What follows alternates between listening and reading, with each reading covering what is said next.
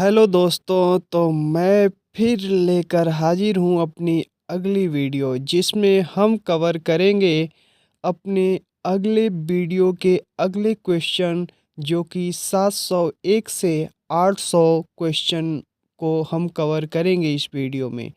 सोचिए हम लोग 800 प्रश्नों को अब कवर कर चुके होंगे इस वीडियो के बाद। आप यदि इसके पहले के वीडियो नहीं देखे हैं तो जाकर प्लेलिस्ट में ज़रूर देखें।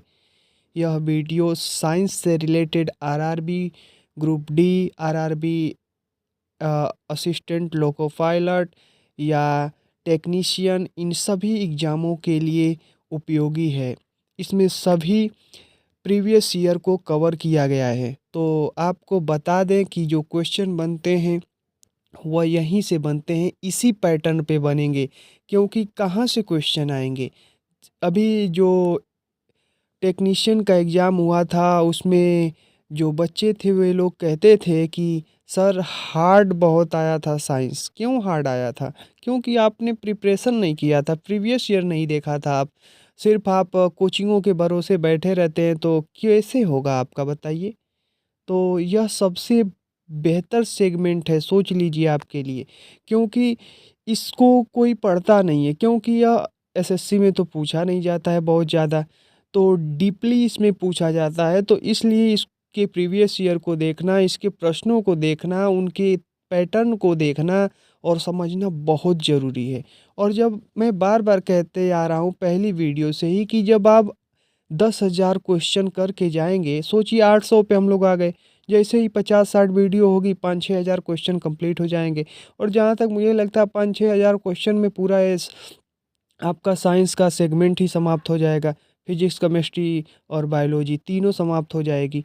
तो करके जाइए ना 6-7 हज़ार क्वेश्चन, क्या दिक्कत है? इतना करके जाएंगे तो निश्चित तौर पे बेहतर करके आएंगे। अरे 25 में से 25 नहीं होगा तो कम से कम आपका 20 होगा, 21 होगा, 22 होगा। एक दो क्वेश्चन तो हार्ड आ ही जाते हैं, लेकिन बाकी क्वेश्चन यहीं से मिलेंगे। आप जाकर एग्जाम देकर देखिएगा, पढ़ के जाइएगा, तब आप कहेंगे कि सर कहाँ से क्वेश्चन बन रहे थे। तो चलिए हम लोग देखते हैं, बहुत ज़्यादा बातें नहीं करते हैं, आते हैं अपने पॉइंट पे कि अगला क्वेश्चन हम लोगों का है 701 नंबर की दो निकायों के आकर्षण बल 1/9 एफ है। तो इन दो निकायों के बीच की दूरी क्या होगी? तो इनकी दूरी कितनी होगी तो यह हो जाएगी हमारी 3 गुनी। आप कैसे निकालेंगे? तो आप इसको मैं आपको बता दूं। तो आप जानते हैं आकर्षण बल, तो आकर्षण बल कितना हमारा दे दिया है? तो 1/9 एफ दे दिया है। तो आप जानते हैं कि F is equal to G m1 m2 upon में आर स्क्वायर होता है। और दूसरा जो एफ का वैल्यू है वह कितना दे दिया हुआ है? तो एफ बटे 9 हम लोग रख लेंगे, क्योंकि 1/9 है ना, तो एफ का बटा 9 हो जाएगा। जब इसको हम लोग दोनों इक्वेशन को सॉल्व करेंगे, यहाँ पे देख लीजिए, यहाँ पे नीचे दिया हुआ भी है आपके, आप देख सकते हैं यहाँ पे एक्सप्लेनेशन इसका। जब इसको हम लोग सॉल्व करेंगे तो यह पूरा कट पीट के GM1 M2 कट जाएगा, GM1 M2 से एफ से कट जाएगा, तो 1/9/1 हो जाएगा। और R2 ऊपर चला जाएगा, R1 नीचे आ जाएगा। तो जब हम लोग इनको देखेंगे तो ये हमारा आ जाएगा R2 अपॉन में R1 इज इक्वल टू 9। और जब R1 का इसमें मल्टीप्लाई कर देंगे तो R2 इज इक्वल टू आ जाएगा 3R1। और वही पूछा भी था कि पूछ रहा है कि उनके बीच की जो दूरी होगी वो कितने के बराबर होगी। तो 9R1 आया था ना, तो 9R1 को यदि हम लोग देखना चाहें तो आर स्क्वायर होता है। तो आर स्क्वायर जब करेंगे तो 3 गुनी हो जाएगी, ठीक है। यहाँ पे आप लास्ट में देख सकते हैं। तो हम लोग चलेंगे आगे अगले क्वेश्चन की तरफ। अगला क्वेश्चन हमारा है कि निम्नलिखित में से कौन सा गुरुत्वाकर्षण का उदाहरण नहीं है? तो गुरुत्वाकर्षण का उदाहरण नहीं है तो ग्रहों के वायुमंडल में उनको अलग होने से रोकना। तो ग्रह वायुमंडल से अलग ना हो, ये गुरुत्वाकर्षण के कारण ही पॉसिबल है। यह ब्लैक होल के घूर्णन में सहायक है? नहीं, यही ये पॉइंट क्या है, गलत है कि यह ब्लैक होल के घूर्णन में सहायक नहीं है। ब्लैक होल के घूर्णन में कोई रोल नहीं होता है गुरुत्वाकर्षण का। बाकी अगले ऑप्शन को देख लेते हैं, तारों को आपस में जोड़े रखता है। हाँ बिल्कुल, तारों को रखेगा ही गुरुत्वाकर्षण बल। फिर कह रहा है कि चांद का उसकी कक्षा में स्थित होना, हाँ बिल्कुल उसकी कक्षा में बनाए रखता है गुरुत्वाकर्षण। तो ऑप्शन नंबर 20 का गलत हो जाएगा। मतलब गुरुत्वाकर्षण का वही उदाहरण नहीं है। अगले क्वेश्चन को देखते हैं। किसी गेंद को यद्यपि ऊपर 25 मीटर प्रति सेकंड के प्रारंभिक वेग से फेंका जाता है, तो इसे अपने उच्चतम बिंदु तक पहुंचने में कितना समय लगेगा? जी का मान कितना दे दिया है? वो तो 10 दे दिया है। तो हम लोग इसको निकालेंगे। हम लोगों का पूछ क्या रहा है कि कितना समय लगेगा, मतलब कि टी का मान पूछ रहा है। तो आप जानते हैं कि हमारा प्रारंभिक वेग दे दिया है, मतलब यू दे दिया है। तो यू दे दिया है, U is V is equal to, आप जानते हैं कि वी इज इक्वल टू होता है यू प्लस ए टी। तो टी का मान वहाँ से हम लोग निकालेंगे। अंतिम वेग जो हमारा है, जब हम फेंकेंगे तो अंतिम वेग जीरो हो जाएगा, क्योंकि ऊंचाई पे जाने पे अंतिम वेग जीरो हो जाता है ना। तो V is equal to U plus A T वाले फॉर्मूले से हम लोग लगाएंगे। तो यू के लिए हमारा 25 दे दिया है और जी का मान 10 दे दिया है। ए टी के जगह पे जी टी कर देंगे तो 10 दे दिया है।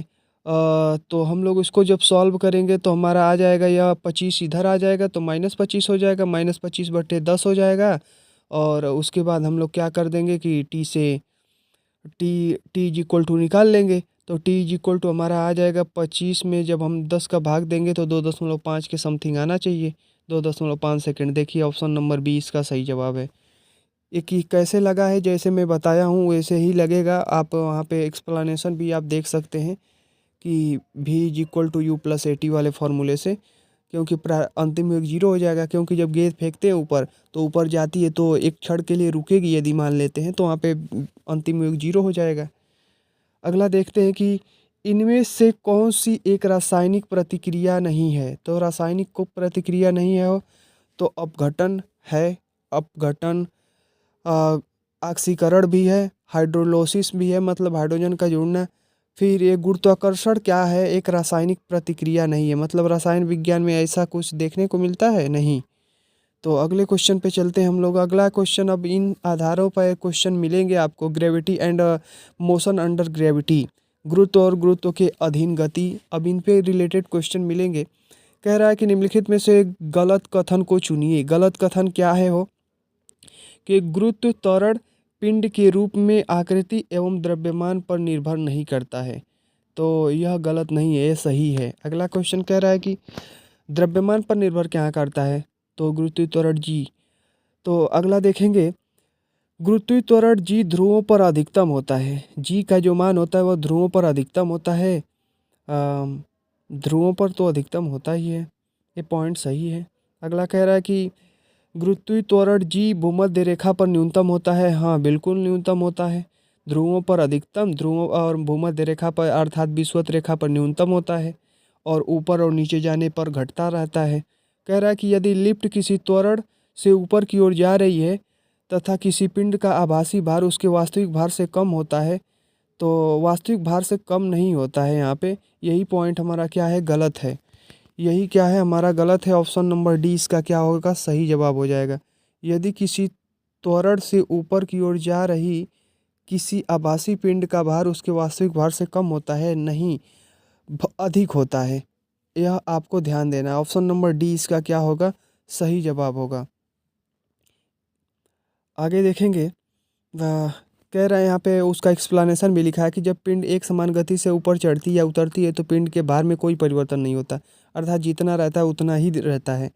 जब लिफ्ट त्वरित गति से ऊपर जाती है तो पिंड का भार बढ़ जाता है। जैसे ऊपर जाएगा तो भार बढ़ जाएगा और त्वरित गति से नीचे उतरेगा तो भार घट जाएगा, जो पिंड होगा। और यदि डोरी लिफ्ट की डोरी टूट जाए तो जो भार होगा वो भारहीन महसूस होगा, शून्य हो जाएगा। अब इनसे क्वेश्चन बन सकते हैं, इसलिए एक्सप्लेनेशन मैंने बताया यहाँ पे। अगले क्वेश्चन को देखेंगे, मुक्त रूप से गिरना केवल में संभव है। तो किसमें मुक्त रूप से हो? तो निर्वात में। निर्वात में मतलब जहाँ हवा हुआ ना हो वहाँ पे ही आप आसानी से मुक्त रूप से गिर सकते हैं ना। नहीं तो हवा तो आपको रोक देगी ना। जैसे आपने पैराशूट देखा ही होगा कि हवा आपको धीरे धीरे धीरे धीरे नीचे आने देती है। फिर कह रहा है कि गुरुत्व बल के बीच आकर्षण बल द्वारा परिभाषित होता है। तो क्या? तो गुरुत्व बल किसके बीच आकर्षण बल द्वारा परिभाषित होता है? तो दो द्रव्यमानों के बीच। Option number B. अरे वही formula, F is equal to G m1 m2/r²। अगले वाले क्वेश्चन को हम लोग देखते हैं। वह बिंदु जहाँ एक वस्तु का संपूर्ण भार कार्य करता है उसे कहा जाता है। तो उसे क्या कहा जाता है? तो उसे गुरुत्वाकर्षण का केंद्र कहा जाता है, जहाँ पे संपूर्ण भार कार्य करता है। ऑप्शन नंबर सी इसका सही जवाब हो जाएगा, वो गुरुत्वाकर्षण का केंद्र होता है उसका। एक वस्तु का द्रव्यमान 10 किग्रा है, पृथ्वी पर इसका भार क्या होगा? तो 10 किग्रा है, पृथ्वी पर भार निकालना है तो 9.8 से मल्टीप्लाई कर देंगे, अर्थात 98 न्यूटन इसका हो जाएगा। ऑप्शन नंबर डी, भार पूछ रहा है ना तो न्यूटन में ही आएगा, द्रव्यमान हो या भार हो न्यूटन में ही आता है। अगला देखते हैं हम लोग, या बल भी न्यूटन में आप कह सकते हैं। अगला क्वेश्चन हम लोग देखेंगे, कह रहा है कि जी की इकाई त्वरण के समान अर्थात है, किसके समान हो? तो जी इज इक्वल टू, आप जानते हैं कि मीटर प्रति सेकंड स्क्वायर होता है, तो सेकंड स्क्वायर जो होता है ऊपर जाता है तो -2 हो जाता है। ऑप्शन नंबर सी इसका सही जवाब हो जाएगा, सी इसका सही जवाब होगा। ठीक है, अगला देखते हैं, निम्नलिखित में से कौन सा कथन असत्य है? तो असत्य कौन है हो? जी का मान ऊंचाई के साथ परिवर्तित होता है। हाँ, जैसे जैसे ऊपर जाते हैं तो परिवर्तित होगा, घटेगा ऊपर जाने पे और नीचे भी जाने पे। जी का मान गिरती हुई वस्तु के द्रव्यमान पर निर्भर करता है, गिरती हुई वस्तु के द्रव्यमान पर निर्भर नहीं करता। यही ऑप्शन हमारा क्या हो जाएगा? असत्य हो जाएगा। आप देखेंगे बाकी और भी ऑप्शन आप देख सकते हैं, लेकिन यह ऑप्शन क्या है? गलत है। तो गिरती हुई वस्तु पर द्रव्यमान निर्भर नहीं करता है जी का मान। कह रहा है कि जी का मान पृथ्वी के द्रव्यमान पर निर्भर करता है। हाँ, जी का मान पृथ्वी के द्रव्यमान पर निर्भर करता है, ये ऑप्शन सी सही है। पृथ्वी की गहराई में जाने पर जी का मान परिवर्तन होता है। हाँ, ऊपर जाए चाहे नीचे जाए परिवर्तित होता है। जैसे केंद्र पे पहुंच जाएगा तो शून्य हो जाएगा, जी का मान पृथ्वी के केंद्र पर शून्य हो जाता है। अगला देखते हैं हम लोग। अगला क्वेश्चन है कि आ, कह रहा है कि हाँ देख लेंगे, यहाँ पे एक्सप्लेनेशन देखना जरूरी है। कह रहा है कि पृथ्वी के पहला वाला, पृथ्वी के केंद्र से ऊपर और नीचे जाने पर जी का मान घटता है। जी का मान अधिकतम पृथ्वी के ध्रुवों पर होता है, जबकि न्यूनतम विषुवत रेखा पर अर्थात भूमध्य रेखा पर। पृथ्वी की घूर्णन गति बढ़ने पर जी का मान कम हो जाता है। जैसे जैसे घूर्णी मतलब तेजी से पृथ्वी घूमने लगे अपने अक्ष पर तो जी का मान कम हो जाएगा, एवं घटने पर जी का मान बढ़ जाता है। घूर्णन गति यदि घटेगी तो जी का मान बढ़ जाएगा। कह रहा है कि जी का मान पृथ्वी के द्रव्यमान और त्रिज्या पर निर्भर करता है। देखिए वही पॉइंट दिया था कि पृथ्वी के द्रव्यमान पर निर्भर करता है, तो हाँ करता है, अर्थात ऊंचाई और गहराई के साथ परिवर्तित होता है। यह ऑप्शन नंबर सब सही है, इनको देख लेंगे। ये ऑप्शन नहीं, एक्सप्लेनेशन सब इनसे क्वेश्चन बनेंगे आगे। आगे देखिए, कह रहा है कि जी 712 नंबर क्वेश्चन की जी का मान के मान के अनुसार बदलता है। यदि किसी छात्र को जी का मान कहाँ पर न्यूनतम प्राप्त होगा? तो न्यूनतम प्राप्त करना है तो आप चले जाइए विषुवत रेखा पे हो, भूमध्य रेखा पे। ऑप्शन नंबर ए इसका सही जवाब हो जाएगा। अभी आपने ऊपर पढ़ा था ना एक्सप्लेनेशन कि ध्रुवों पर अधिकतम, भूमध्य रेखा पर और विषुवत रेखा पर न्यूनतम, और ऊपर नीचे जाने पर कम होता जाता है। कह रहा है कि धरती की सतह पर मापने पर एक वस्तु और एक व्यक्ति का भार 60 न्यूटन है, तो चंद्रमा की सतह पर मापने पर इसका भार क्या होगा? तो मैं आपको बता दूं कि भार जो होता है वह यम इंटू जी होता है, यम इंटू जी होता है। तो यम इंटू जी आप जब देखेंगे तो यम दिया हुआ है कि 60 न्यूटन है, तो कह रहा है कि व्यक्ति का भार कितना है? एम जी का मान दिया हुआ है 60, तो कह रहा है कि चंद्रमा पर इसका भार कितना होगा? तो चंद्रमा पर, पृथ्वी पर जो भार होता है वो 10 लगभग होता है, 9.8 जी का मान, जबकि चंद्रमा पर जो जी का मान होता है वो 1/6 होता है। तो कोई भी वो चीज़ होगा वो उसका 6 भाग में से 1 भाग ही बचेगा, अर्थात 60 का 60 को यदि 6 भागों में बांटें तो कितना आएगा? तो 10 न्यूटन आ जाएगा। ऑप्शन नंबर ए इसका सही जवाब हो जाएगा, मतलब कि 6 से भाग दे देना इसमें, तो कितना आ जाएगा हमारा? 10 न्यूटन। अगले क्वेश्चन पे चलते हैं। धरती की सतह पर मापे जाने पर एक वस्तु का 60 न्यूटन वजन की होती है, तो चंद्रमा की सतह पर तब फिर वही क्वेश्चन हो 10 न्यूटन। देखते मंत्र उड़ा देंगे आप। इसी तरह एग्जाम में कोई क्वेश्चन आएगा तो बचेगा आपसे। देखिए बार बार पूछा हुआ है, 2018 5 को, 28 को, 5 तारीख को, 28 को, 22 को, फिर से आरआरबी एनटीपीसी में पूछा हुआ है 28 तारीख को। कह रहा है कि यदि किसी व्यक्ति का द्रव्यमान पृथ्वी की सतह पर 60 केजी है, तो चंद्रमा की सतह पर उस व्यक्ति का द्रव्यमान कितना होगा? आसानी से आप लगा सकते हैं, फिर वही आ जाएगा, वो 10 न्यूटन। ऑप्शन नंबर डी है, 10 केजी द्रव्यमान पूछ रहा है ना, देखिए ध्यान दीजिएगा, द्रव्यमान पूछ रहा है, क्वेश्चन घुमा दिया है। फिर कह रहा है कि यदि किसी व्यक्ति का द्रव्यमान पृथ्वी की सतह पर 60 केजी है, तो चंद्रमा की सतह पर द्रव्यमान में कोई परिवर्तन नहीं होगा, 60 केजी का ही रहेगा वो। द्रव्यमान और भार में डिफरेंस होता है, याद रखिएगा। तो चंद्रमा पर हो या चाहे पृथ्वी पर हो, द्रव्यमान तो द्रव्यमान सब जगह समान रहेगा, जी का मान बदलता है तब ना उसका भार बदलता है। तो अगला देखेंगे ऑप्शन नंबर सी, देख लीजिए वही दिया हुआ है कि ऑप्शन नंबर सी का मतलब वही 60 kg, देख लीजिए। आगे देखेंगे 716 नंबर की, आ, अंतरिक्ष यान के अंदर अंतरिक्ष यात्री वजन महसूस करते हैं, तो अंतरिक्ष यान के अंदर कैसा महसूस करते हैं? तो शून्य महसूस करते हैं, अर्थात उनको भार नगण्य महसूस होता है, क्योंकि जीव वहाँ पे लगता ही नहीं है। आगे कहेंगे कि गुरुत्व जी के कारण त्वरण तो कितना होगा, वो आप जानते हैं। गुरुत्व जी के कारण त्वरण जो होगा वह हो सकता है हमारा G m/में r²। G m/में r² क्यों हुआ? क्योंकि आप जब F इज इक्वल टू लिखेंगे mg या ma, तो F is equal to ma जब लिखते हैं आप, तो F इज इक्वल टू हम वहाँ पे a के जगह पे g मान लेते हैं, mg। ठीक है, तो जब mg मान लेंगे तो वहाँ का जो m होगा स्मॉल m, और F इज इक्वल टू होता है g is equal to m1 m2 upon में r²। तो एक m1 से m कट जाएगा तो बचेगा g इज इक्वल टू कितना हो जाएगा, Gm2 अपॉन में r², अर्थात Gm अपॉन में r²। ऑप्शन नंबर डी इसका सही जवाब हो जाएगा। मैंने एक्सप्लेन कर दिया, आपको एक्सप्लेन करके बता दिया, वैसे ही लगेगा। ठीक है, अगले क्वेश्चन पे ऐसे क्वेश्चन आपको और भी मिलेंगे आगे, देखिएगा। कह रहे हैं कि यदि सूर्य पृथ्वी का द्रव्यमान और उनके बीच की दूरी क्रमशः कैपिटल एम स्मॉल आर और एक कैपिटल एम स्मॉल एम और स्मॉल आर है। ठीक है, सूर्य का द्रव्यमान कैपिटल एम, पृथ्वी का द्रव्यमान स्मॉल एम और उनके बीच की दूरी कितनी है, आर है। तो सूर्य के गुरुत्वाकर्षण द्वारा सूर्य के चारों ओर और पृथ्वी के द्वारा एक परिक्रमण करने के लिए किया गया कार्य कितना होगा? तो कार्य कितना होगा? कार्य तो जीरो होगा, क्योंकि कार्य के लिए विस्थापन की आवश्यकता होती है और विस्थापन इसमें हो ही नहीं रहा है ना। वो तो एक ही पथ पे परिक्रमण कर रहे हैं, मतलब कि एक ही पथ पे घूम रहे हैं। तो सूर्य के चारों ओर पृथ्वी घूमेगी तो कोई विस्थापन होता है? नहीं होता है, नहीं होता है, तो शून्य हो जाएगा। अगला क्वेश्चन देखेंगे, पृथ्वी के केंद्र पर एक पिंड का भार होगा। पृथ्वी के केंद्र पर, तो केंद्र पर कितना होगा? वो तो जीरो होगा। अभी तो मैंने ऊपर बताया था आपको कि कितना होगा, जीरो होगा। जैसे जैसे केंद्र की तरफ जाते हैं घटता जाता है और जीरो हो जाता है, क्योंकि वहाँ पे जी का मान ही नहीं होता। अगला क्वेश्चन देखेंगे, चंद्रमा पर जी का मान पृथ्वी के जी के मान का 1/6 है। यदि कोई व्यक्ति पृथ्वी पर 1.5 मीटर उछलता है तो चंद्रमा पर वह कितना उछलेगा? वो तो 1.5 मीटर पृथ्वी पर उछलता है, तो वहाँ पे जी का मान 1/6 है, 1/6 है, अर्थात हम क्या करेंगे, 6 का इसमें मल्टीप्लाई कर देंगे। तो 1.5 में 6 का मल्टीप्लाई करेंगे तो आ जाएगा हमारा 9 मीटर। आप सोचिए कि यदि 6 में से एक हिस्सा है पृथ्वी, 6 में से देखेंगे 6 में से एक हिस्सा पृथ्वी पर है, मतलब कि पृथ्वी का 1/6 है। जो चंद्रमा पे जी का मान है वह पृथ्वी का 1/6 है, तो मतलब पृथ्वी एक है तो वो 6 है, उसका 1/6 हिस्सा है।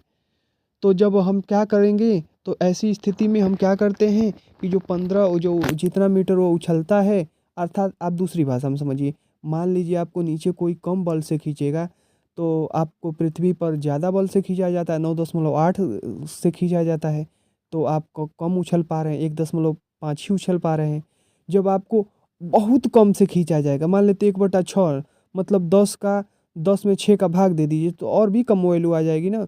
तो अब उतने से आपको खींचा जा रहा है, तो आप जब कूदेंगे तो बहुत ज़्यादा उछल के जाएंगे ना, तो हो जाएगा वह मतलब कि 6 का क्या करते हैं, मल्टीप्लाई कर देंगे तो हमारा 9 मीटर आ जाएगा। अगले क्वेश्चन को देखते हैं, पृथ्वी की सतह पर गुरुत्वाकर्षण के कारण त्वरण के अनुपात में होता है, तो त्वरण का अनुपात कितना होता है? हो तो फिर वही वाला क्वेश्चन Gm1 m2 अपॉन में r² वाला, तो उस पर हम लोग निकालेंगे तो इसका क्या हो जाएगा, यम अपॉन में r²। त्वरण और उनके बीच का आकर्षण का अनुपात कितना होगा, तो यम अपॉन में r² हो जाएगा। वही वाला formula F is equal to Gm1 m2 upon में r²। ठीक है, जी से आप उसी फार्मूले पे रख के आप निकाल सकते हैं। यहाँ पे नीचे एक्सप्लेनेशन भी आपको दिया होगा कि जी का मान जो होता है Gme अपॉन में r², तो जी का कोई वैल्यू नहीं है क्योंकि वो कांस्टेंट होता है। तो यम ई अपॉन में आर स्क्वायर, और ये तो पहला ऑप्शन दिया हुआ है, यम अपॉन में आर स्क्वायर। यम ई मतलब यम। अगला क्वेश्चन है कि मान लें कि एक काल्पनिक ग्रह जिसका द्रव्यमान पृथ्वी के आधे के बराबर है और त्रिज्या एक तिहाई के बराबर है, तो यदि पृथ्वी के गुरुत्वाकर्षण के कारण त्वरण जी है तो उसके गुरुत्वाकर्षण के कारण त्वरण कितना होगा। तो मतलब हमको कुल मिला के क्या पूछ रहा है, तो जी का मान पूछ रहा है। तो जी का मान वही वाला फॉर्मूला फिर लगाएंगे, हो हम कौन सा फॉर्मूला लगाएंगे बताइए। F is equal to M G वाला, एम जी भी कहते हैं और एम ए भी कहते हैं, is equal to G M one M two upon में सॉरी एम1 एम2। आप वो फॉर्मूला देख सकते हैं कि जी इज इक्वल टू, आप ऊपर निकाले भी थे हम लोग, तो उसी को मैं डायरेक्टली बता देता हूँ, फिर लिखूंगा क्या ही। देखिए जी इज इक्वल टू हमारा क्या हो जाएगा, जी एम ई अपॉन में आर स्क्वायर आ जाएगा, क्योंकि यहाँ पे एम से एम कट जाएगा एक, तो ये आ जाएगा यह जी एम ई अपॉन में R square. G M E upon में आर स्क्वायर आ गया। तो कह रहा है कि एक ऐसा कल्पना करिए कि जिसका द्रव्यमान पृथ्वी के द्रव्यमान का आधा हो और त्रिज्या एक तिहाई हो। तो द्रव्यमान को यम ई की जगह पे 1/2 रख देंगे और आर के जगह पे 1/3 का होल की स्क्वायर कर देंगे। तो जब इनको हम सॉल्व करेंगे तो ये पूरा हमारा आ जाएगा, ऊपर चला जाएगा 9, क्योंकि 3 का स्क्वायर होगा तो क्या होगा, वो 9 होगा, तो 9 ऊपर चला जाएगा और 2 नीचे आ जाएगा, क्योंकि यहाँ पे 1/2 था तो 2 नीचे आ जाएगा और 9 ऊपर चला जाएगा। तो मतलब ये यदि हम लोग देखें तो ये हमारा आ जाएगा ऑप्शन, ये बी तो दिख रहा है, वो देखिए यहाँ पे ऑप्शन दिख रहा है कि 9/2, बी ऑप्शन इसका सही है। यहीं से सॉल्व हो गया, आगे देखने की आवश्यकता ही नहीं है, देखना चाहें तो देख सकते हैं एक्सप्लेनेशन। फिर ऐसे और भी क्वेश्चन मिलेंगे आपको, एक बार इनको देख लीजिएगा ध्यान से। फिर आगे कहते हैं कि मान लें कि काल्पनिक ग्रह जिसका द्रव्यमान और त्रिज्या दोनों पृथ्वी के आधे के बराबर है, दोनों पृथ्वी के आधे के बराबर, मतलब कि यम भी 1/2 है और जी का आर का भी मान क्या है, 1/2 है। तो 1/2 का जब स्क्वायर करेंगे तो हो जाएगा 4, तो 4 ऊपर चला जाएगा और 1/2 एम था तो नीचे आ जाएगा। तो जब नीचे आएगा तो 2 से 2 कट जाएगा, मतलब 2 यम ई अपॉन में 2 यम ई अपॉन में क्या हो जाएगा, या 2G आ जाएगा ना ऑप्शन। देखिए यहाँ पे, आप देख लीजिए, यहाँ पे इसको सॉल्व कर नहीं आपको आ रहा होगा तो एक बार देख लीजिए। मैं फिर से आपको यदि एक्सप्लेनेशन आपको कहूँ तो मैं, आप देख लीजिए ऐसे, यहाँ पे समझने का प्रयास करिएगा, एक को मैं समझा दूंगा तो आप फिर समझ जाएंगे कि यहाँ पे एम जी होता है, देखिए ध्यान से। M G is equal to मतलब F is equal to G M one M two बटे आर स्क्वायर। तो एक एम से एक एम समाप्त हो जाएगा, बचा जी एम2 अपॉन में R square. G is equal to, तो जी ही तो पूछ रहा है त्वरण कितना होगा, तो कह रहा है कि इस जो यम का वैल्यू है वो कितना कर दिया जाए, 1/2 कर दिया जाए, आधा कर दिया जाए। पृथ्वी की त्रिज्या है तो उसका क्या कर दिया जाए, आधा कर दिया जाए। M2 को क्या कर दिया जाए, आधा कर दिया जाए। फिर कह रहा है कि आर को क्या किया जाए, इस आर की जगह पे क्या किया जाए, तो आर की जगह पे कर दिया जाए कि 1/2 कर दिया जाए। यहाँ पे 1/2 कह रहा है, इसके पहले वाले में कह रहा था कि 1/3 करिए, मतलब एक तिहाई कर दीजिए। तो अब इसका स्क्वायर जब आप करेंगे और ये पूरा बटा के नीचे है, तो ये बटा के नीचे होता है तो जब पलटता है तो ऊपर जाता है, तो क्या होता है मैं लिख के बता रहा हूँ। तो होता है क्या है, तो ये बन जाता है जी इज इक्वल टू, जो 1/2 था, 1 नीचे का 4 हो गया था, 1/4 हो जाता है 4/1, एक हो जाता है। और जो नीचे वाला 1/2 था वह किस में कन्वर्ट हो जाता है, तो 2 में कन्वर्ट हो जाता है, 1/2 में। अर्थात इनको यदि सॉल्व करना चाहें तो इसको आप ऐसे लिख सकते हैं कि G is equal to G is equal to 4/2 लिख सकते हैं। और फिर वो वैल्यू जो रहेगी वो सेम रहेगी, M1 अपॉन में आर, ये सेम रहेगा क्योंकि आर ही की जगह पे तो हम रखे थे ना मान। तो ये इसे 2 से काटेंगे तो ये आ जाएगा 2, तो जी इज इक्वल टू कितना आ जाएगा 2। यही तो हम लोगों को पूछ रहा था कि जी का मान कितना होगा, तो 2G हो जाएगा, तो उसका त्वरण कितना हो जाएगा, 2G हो जाएगा।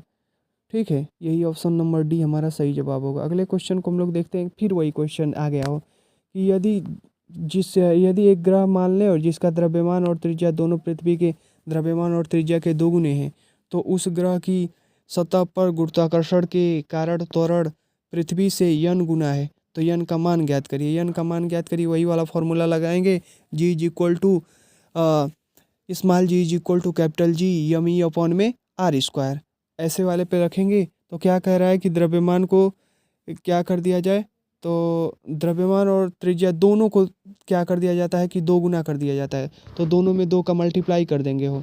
तो जी इज इक्वल टू हम लोग मान लेते हैं ऐसे, देखिए 2m कर दिया क्योंकि दो गुना करना है ना, और r को भी क्या करते हैं 2r का स्क्वायर। अब पूरे का होल की स्क्वायर करेंगे तो कितना हो जाएगा, 2 दूना के 4। तो इसको 2 से काटेंगे, इसको 4 हो जाएगा।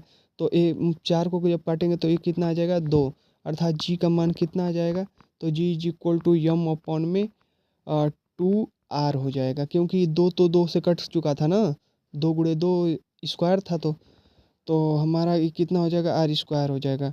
तो इसको हम लोग देखें तो कितना हो जाएगा 1/2, पहले वैल्यू से कितना हो जाएगा 1/2, ऑप्शन नंबर सी हो जाएगा यही। ठीक है, अगले क्वेश्चन पे चलेंगे। इतना आप समझ सकते हैं, नहीं समझ पा रहे हैं तो एक बार एक्सप्लेनेशन देख सकते हैं आप। फिर कह रहा है कि पृथ्वी की सतह पर गुरुत्वाकर्षण के कारण त्वरण का मान कितना होगा। पृथ्वी की सतह पर गुरुत्वाकर्षण के कारण त्वरण कितना होगा, तो 9.8 मीटर प्रति सेकंड आप पढ़ते होंगे। तो ऑप्शन नंबर डी यही हमारा सही जवाब हो जाएगा। 10 भी दिया है, लेकिन 10 नहीं, 10.8 दिया है, 10 दिया होता तो हो सकता था वो भी। अगला देखेंगे कि गुरुत्वीय त्वरण जी पर निर्भर नहीं करता है, तो कौन जी पर निर्भर नहीं करता है, तो ऑप्शन नंबर बी गिरने वाली वस्तु का द्रव्यमान। यह क्वेश्चन पहले भी प्रीवियस वीडियो में मिल चुका है, तो उसमें आप जाके देख सकते हैं। फिर कह रहा है कि पृथ्वी पर किसी वस्तु का भार 200 न्यूटन और द्रव्यमान 20 केजी है, तो त्वरण का मान ज्ञात करिए हो। तो त्वरण जी इज इक्वल टू होता है हमारा बल में क्या करते हैं कि भाग दे देते हैं, क्योंकि एफ इज इक्वल टू यही होता है ना, एफ इज इक्वल टू यम जी। तो कितना दिया हुआ है, तो एफ की जगह 200 दे दिया है, 200 इज इक्वल टू कितना हो जाएगा, तो यम का मान दे दिया है 20, और उसके बाद जी को निकाल लेंगे, तो 20 का उसमें भाग दे देंगे। अब भाग देंगे तो आ जाएगा 10 मीटर प्रति सेकंड स्क्वायर हो जाएगा।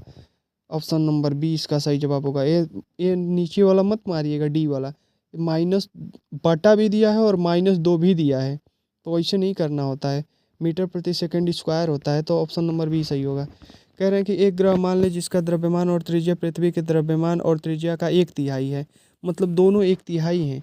तो यदि पृथ्वी की गुरुत्वाकर्षण के कारण जी का मान, तो इसका क्या हो जाएगा हो, तो 1/1 हो जाएगा, 1/3, और नीचे वाला 1/9। तो 3 से आप काटेंगे तो 3×3 = 9, मतलब 3 गुना के समथिंग हो जाएगा। तो कितना हो जाएगा, ऑप्शन नंबर डी हो जाएगा 3g। ऐसा मिला था क्वेश्चन, आगे भी आप देखे ही हैं, तो आपको अभ्यास हो गया होगा कैसे लग रहा है सब।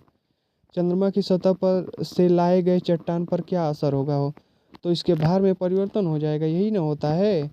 ऑप्शन नंबर ए, क्योंकि वहाँ पे द्रव्यमान वहाँ पे जी का मान अलग होता है, यहाँ पे जी का मान अलग होता है। फिर कह रहा है कि यदि दो अंडों को किसी निश्चित ऊंचाई से एक प्रकार गिराया जाए कि एक अंडे को फर्श पर, पक्के फर्श पर, और एक को तकिए पर गिराते हैं, तो कौन संभावित परिणाम होंगे। तो इसको देख लेते हैं। विभिन्न ऊंचाई से गिराई गई वस्तुओं में विभिन्न प्रकार के बल लगते हैं। हाँ सही बात है, अलग अलग ऊंचाई से गिराएंगे तो अलग अलग बल लगेंगे, दोनों टूट जाएंगे। कह रहा है कि कौन संभावित परिणाम नहीं होंगे, तो दोनों नहीं टूटेंगे, ऐसा तो नहीं होगा, क्योंकि जब आप गिराएंगे तकिया पे तो कैसे, क्योंकि उसकी जब तकिया के ऊपर गिराएंगे तो थोड़ा सा और नीचे उसका दूरी बढ़ जाएगी, और वो और नीचे तक जाएगा, और जब और नीचे तक जाएगा तो टूटेगा नहीं, एक टूट जाएगा लेकिन एक नहीं टूटेगा। तो यही ऑप्शन हमारा, आगे देखने की आवश्यकता ही नहीं है।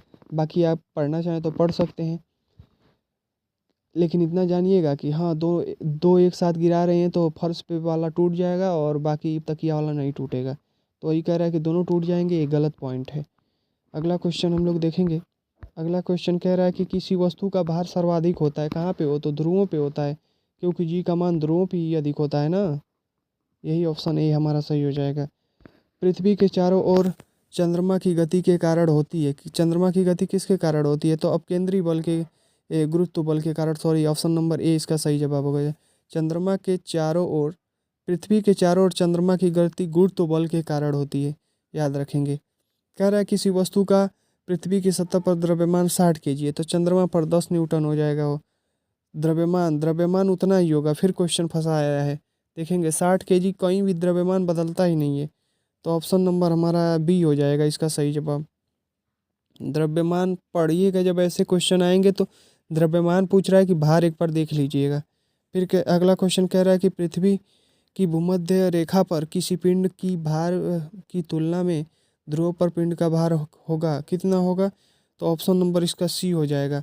ध्रुव पर पिंड का भार भूमध्य भूमध्य पर अपने भार से अधिक होगा हो। ध्रुवों पर भार अधिक हो जाता है क्योंकि जी का मान बढ़ जाता है, और विषुवत रेखा पर तो न्यूनतम होता है, तो भार कम होता है, इसीलिए याद रखेंगे। पृथ्वी की सतह पर गुरुत्वीय त्वरण 9.8 है। पृथ्वी की सतह से उसकी त्रिज्या की 1/10 ऊंचाई पर त्वरण का मान लगभग होगा, तो त्वरण का मान कितना हो जाएगा? वो 1/10 की ऊंचाई पर। तो जब आप इसे देखेंगे तो आप साधारणतः मल्टीप्लाई करके निकाल सकते हैं। तो मल्टीप्लाई जब आप करेंगे तो हो जाएगा ये, पृथ्वी की सतह पर गुरुत्वीय त्वरण 9.8 है, पृथ्वी की सतह पर उसकी त्रिज्या इतनी है, तो 1/8 ऊंचाई पर त्वरण का मान कितना होगा? अरे घटेगा ना हो त्वरण का मान, तो 1/10 से क्या करेंगे हम लोग, इसमें मल्टीप्लाई कर देते हैं। 1/10 से यदि मल्टीप्लाई हम लोग करेंगे तो हमारा आ जाएगा 8.1। एक बार देख लेते हैं, वही किया है ना? हाँ, 1/21 और 9.8 सही तो है, वही पॉइंट तो है। 1/10 से मल्टीप्लाई कर दिया है, 1/10 से मल्टीप्लाई कर देंगे हम लोग 9.8 में, तो हमारा आ जाएगा ऑप्शन नंबर डी 8.1। मतलब कुछ वैल्यू घट जाएगी पहले की तुलना में इतनी ऊंचाई पे, क्योंकि जी का मान घट जाएगा। आप जानते ही है ना, ऊपर और नीचे जाने पे घटता है जी का मान। कह रहा है कि पृथ्वी किस वस्तु का भार चंद्रमा पर इसके भार का कितने गुना होगा? पृथ्वी पर किसी वस्तु का भार चंद्रमा पर इसके भार का कितना गुना होगा? तो 6 गुना होगा वो, क्योंकि पृथ्वी पर पूछ रहा है तो पृथ्वी पर 6 गुना होगा, और वहाँ पे चंद्रमा पे 1/6 गुना। तो ऑप्शन नंबर डी इसका होगा। 1/6 मत मार दीजिएगा परीक्षा में, यही गलतियाँ होती हैं तो असफलता हाथ लगती है, इतना जान लीजिएगा। पृथ्वी पर पूछ रहा है, चंद्रमा पर नहीं पूछ रहा है। कह रहा है कि एक ग्रह की त्रिज्या और द्रव्यमान पृथ्वी की त्रिज्या और द्रव्यमान के आधे हैं, तो जी का मान हो। अब देखते मंत्र आप उड़ा देंगे, बताइए तो जल्दी से क्या होगा? तो आप देखेंगे हो तो कह रहा है कि आधा हो जा रहा है, त्रिज्या भी और द्रव्यमान भी आधा हो जा रहा है पृथ्वी की त्रिज्या से। तो 1/3 कर दे, 1/2 कर देंगे, और 1/2 का आधा मतलब 4 हो जाएगा। 2 से 2 काट देंगे, 2 से 4 काट देंगे, तो मतलब 4 2 गुना के समथिंग हो जाएगा। तो मतलब जी में 2 का मल्टीप्लाई कर देंगे, अर्थात 2G आएगा इसका सही जवाब। तो 2 में क्या करेंगे, 9.8 का मल्टीप्लाई कर देंगे, जी का मान 9.8 होता है ना, तो 9.8 गुणे 9 दूना 18, 19.6, ऑप्शन नंबर सी हो जाएगा इसका। 2G का मान इतना ही आता है ना, 9.6 मीटर प्रति सेकंड स्क्वायर। अगले वाले क्वेश्चन पे चलेंगे। निम्नलिखित में से किस स्थान पर गुरुत्वीय त्वरण शून्य होता है? तो कहाँ शून्य होता है? तो पृथ्वी के केंद्र पर, ऑप्शन नंबर बी इसका सही जवाब हो जाएगा। अगले क्वेश्चन को देखते हैं। अगला क्वेश्चन कह रहा है कि पृथ्वी पर किसी वस्तु का वजन 200 न्यूटन है, तो इसका द्रव्यमान क्या होगा? इसका द्रव्यमान हम लोग देखेंगे तो जी से क्या करेंगे, वो भाग दे देंगे, क्योंकि बल का मान दे दिया है 200 न्यूटन, तो जी से भाग देंगे तो 20 हमारा हो जाएगा। लेकिन द्रव्यमान पूछ रहा है तो केजी हो जाएगा, ऑप्शन नंबर ए। 20 पास्कल नहीं होगा, न्यूटन नहीं होगा, और सी भी नहीं होगा, तो ऑप्शन नंबर ए इसका सही जवाब होगा। चंद्रमा पर किसी वस्तु का भार पृथ्वी के इसके भार का कितना गुना होगा? तो 6 गुना होगा, ऑप्शन नंबर सी इसका सही जवाब। चंद्रमा पर पूछ रहा है ना, तो चंद्रमा पर एक पृथ्वी की भार का 1/6 गुना होगा। यदि पृथ्वी पे पूछता तो 6 गुना होता ना। एक वस्तु का भार पृथ्वी पृथ्वी पर 6000 न्यूटन है, तो चांद पर इसका भार कितना होगा? तो उसका 6 से भाग दे दीजिए, 1000 न्यूटन। भार ही पूछ रहा है ना, तो न्यूटन होगा, ऑप्शन नंबर डी। अगले क्वेश्चन पे चलते हैं। किसी वस्तु का भार 20 केजी है, तो पृथ्वी में उस वस्तु का भार होगा, पृथ्वी पर भार कितना होगा? वस्तु का भार 20 केजी है, तो पृथ्वी पर उस वस्तु का भार कितना होगा? तो 20 में क्या करेंगे, 9.8 का मल्टीप्लाई कर देंगे, मान लेते हैं 10 हम लोग, तो 10 का मल्टीप्लाई करेंगे 20 में तो 200 आएगा, तो 200 से सब कुछ कम ही आएगा, ऑप्शन नंबर बी इसका सही जवाब हो जाएगा 196 न्यूटन। अगला क्वेश्चन देखेंगे, उस वस्तु का द्रव्यमान क्या होगा जिसका भार पृथ्वी पर 196 न्यूटन है। तो 196 न्यूटन जिसका उस वस्तु का द्रव्यमान पूछ रहा है, तो पृथ्वी पर भार कितना है, तो 1.96 या उन 196 न्यूटन है। तो अभी आपने देखा था ना 20 होगा, 20 केजी यदि द्रव्यमान है, 20 केजी यदि भार है तो उसका भार हो जाएगा 20 केजी द्रव्यमान की कोई वस्तु है तो उसका भार हो जाएगा 19 आ रहा है बार बार 196 न्यूटन। आप देख सकते हैं यहाँ पे सॉल्व भी किया हुआ है क्वेश्चन। कह रहा है कि के अनुसार जी का मान घटता है, तो किसके अनुसार जी का मान घटता है हो, तो ऊंचाई के अनुसार। ऊंचाई जैसे जैसे बढ़ती है या घटती है वैसे जी का मान घटता बढ़ता है। अगले क्वेश्चन को देखेंगे। अगला क्वेश्चन कह रहा है कि पृथ्वी की सतह से यच ऊंचाई और पृथ्वी की सतह से यच ऊंचाई पर गुरुत्वाकर्षण, पृथ्वी की सतह से यच ऊंचाई और पृथ्वी की सतह से यच ऊंचाई पर गुरुत्वाकर्षण का अनुपात क्या होगा। अच्छा, यच गहराई तथा पृथ्वी की सतह से यच ऊंचाई पर गुरुत्वाकर्षण का अनुपात क्या होगा, जहाँ आर इज इक्वल टू पृथ्वी की त्रिज्या है। तो इसके लिए हम लोग क्या देखेंगे, तो इसका ऑप्शन क्या हो जाएगा, डी। ऑप्शन डी मतलब यच के साथ रैखिक ढंग से बढ़ेगा। यच के साथ क्या होगा, रैखिक ढंग से बढ़ेगा। कहने का मतलब जैसे जैसे ऊंचाई पे जाएंगे वैसे वैसे क्या होगा, बढ़ेगा। और जैसे जैसे त्रिज्या त्रिज्या बढ़ेगी ना, पृथ्वी की त्रिज्या, और जैसे जैसे गहराई में जाएंगे वैसे वैसे बढ़ेगा। तो यही हमारा ऑप्शन नंबर डी इसका सही जवाब हो जाएगा। अगले वाले क्वेश्चन को देखेंगे। यह क्वेश्चन टिपिकल क्वेश्चन में से एक है, ये इनके रिपीट होने के कम चांस हैं, लेकिन फिर भी हम लोग देख ले रहे हैं। अगले क्वेश्चन को हम लोग देखेंगे कि निम्नलिखित में से कौन सा कथन सत्य है। तो कौन सा कथन इसका सत्य है हो, तो माउंट एवरेस्ट पर जी का जो मान होगा वह कम होगा। तो जी का मान कम होगा, बिल्कुल कम होगा, क्योंकि ऊंचाई पे जाते हैं तो घटता है। जी का मान क्या होगा, अधिक होगा माउंट एवरेस्ट पे, नहीं अधिक तो नहीं होगा। ऑप्शन नंबर बी इसका क्या हो जाएगा हमारा। कह रहा है तो पूछ रहा है कि कौन सा कथन सत्य होगा। तो सत्य के लिए इसका सही जवाब है कथन बी और डी सत्य है। अर्थात ये जो सिंबल है ना वो बता रहा है कि जो जी का मान है वो घटेगा, तो माउंट एवरेस्ट पर जी का मान कम होगा। सही है, ऑप्शन नंबर बी सही है। ई वाला गलत था, क्योंकि सिंबल उसका ध्यान से देखिए आप, बता रहा है कि जी से अधिक होता है, मतलब 9.8 से अधिक होता है, नहीं 9.8 से कम होता है। और यहाँ पे 9.8 से कम होता है, वहाँ पे अधिक होता है, ये बता रहा था। अगला देखेंगे कि एक गेंद को लंबवत फेंकने पर 15 सेकंड बाद ज़मीन पर वापस आती है, तो इसका वेग 75 मीटर प्रति सेकंड है। अब इसको कैसे हम लोग बता सकते हैं, ऐसा नहीं हो सकता। अगले वाले को देखेंगे। कह रहा है कि एक गेंद को लंबवत फेंकने पर 15 सेकंड के बाद ज़मीन पर वापस आती है, तो इसका वेग 150 मीटर प्रति सेकंड है। तो वेग हम लोग याद कर सकते हैं कि वही वाला फॉर्मूला लगा के v बराबर u प्लस ए टी वाले को। तो लंबवत जब हम फेंकेंगे तो समय 15 सेकंड दे दिया है, इसका वेग दे दिया है 150 मीटर प्रति सेकंड। और प्रारंभिक वेग आप मान सकते हैं कि 150 मीटर प्रति सेकंड के वेग से जा रही है, तभी तो ऊपर जाएगी। तो अब हम इसको निकालेंगे, 15 से भाग दे देंगे, हमारे अनुसार 10 आ जाएगा। हाँ, जी का मान 10 आ रहा है, मतलब ये ऑप्शन सही है। बी और डी सही है, ऑप्शन नंबर ए याद रखिएगा। अभी कैसे हमने निकाला है, तो 15 का भाग दे दिया तो 10 आ रहा है, तो जी का मान 10 भी होता है, सही बता रहा है, जी का मान 10 आता है। अगले क्वेश्चन पे हम लोग चलेंगे, एक्सप्लेनेशन उसका देख सकते हैं आप चाहें तो।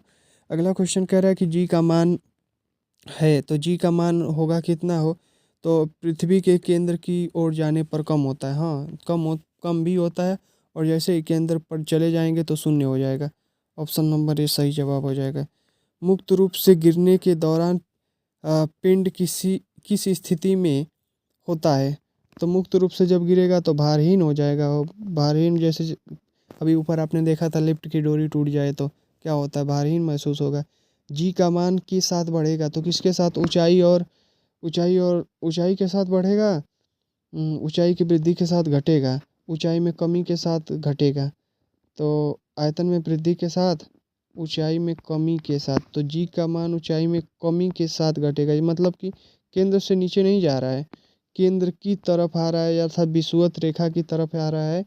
तो ऊंचाई में कमी जैसे जैसे होगी वैसे वैसे जी का मान बढ़ेगा, मतलब पृथ्वी से ऊंचाई की बात कर रहा है। जब किसी पिंड को विषुवत रेखा से उत्तर और दक्षिण ध्रुव पर ले जाया जाता है तो उसका भार होता है, बढ़ जाता है वो। ध्यान से क्वेश्चन को समझिए, वो कह क्या रहा है। तो वो कह रहा है कि ध्रुवों की ओर ले जाइए आप। जब पिंड को उत्तर और दक्षिण ले जाना है मतलब कि ध्रुवों की ओर ले जाइए, तो ध्रुवों पे तो बढ़ता है ना।